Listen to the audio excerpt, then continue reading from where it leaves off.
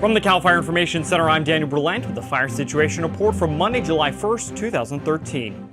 Well, as predicted, it was a scorcher over the weekend as California was hit with another heat wave, leading to temperatures well into the triple digits in many areas. Now, although we did have lower than average temperatures earlier in the week, and we even saw some rain in many parts of the state, conditions rapidly drying right back out as the summer heat made its return and fire danger was brought right back up to an elevated level. In fact, the excess heat and the dry conditions led to several red flag warnings over the weekend, keeping firefighters very busy battling nearly 200 wildfires in the past 7 days.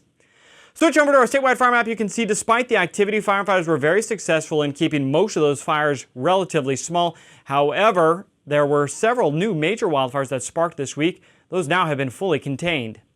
Zooming into San Bernardino County, where one of the largest fires that burned this week was the Mills Fire, which burnt on the northwest portion of the city of Yucaipa down in San Bernardino County, which ignited on July 28th and quickly grew to over 500 acres. That fire led to the evacuation of dozens of homes in the area on Friday, but by the end of the day, evacuations were lifted and residents were allowed to return to their homes.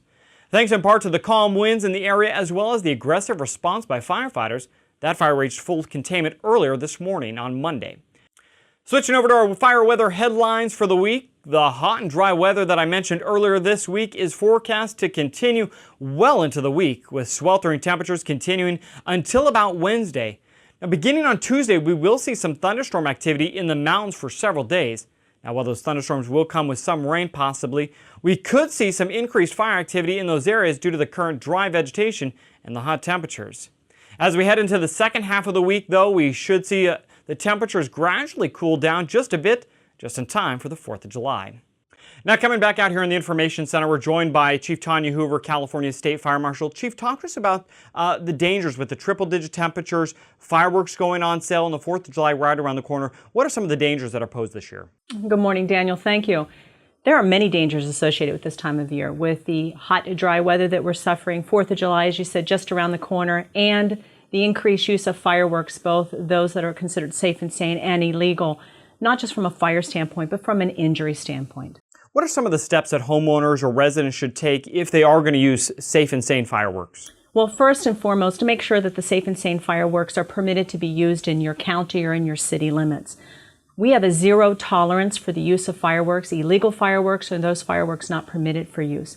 But if you choose to use fireworks on this 4th of July, make sure that you do it in a space where you're not around flammable materials such as against a building or around grasses or in shrubs, and that you have water available to extinguish the fireworks after their use. You know, I know every year we respond to, here in California, hundreds of fires caused by fireworks.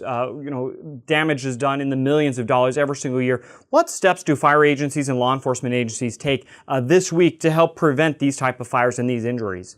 Yes, we do have hundreds of fires caused by fireworks. We have hundreds of injuries caused by fireworks. And this week, the fire service and law enforcement will be out there collecting fireworks from those areas where they're not permitted, taking extreme action to get rid of the illegal fireworks that enter the state. Perfect. Thank you very much for joining us, Chief. Obviously, as State Fire Marshal Hoover mentioned, 4th of July right around the corner. For more information, though, on fireworks safety, you can visit our website, fire.ca.gov.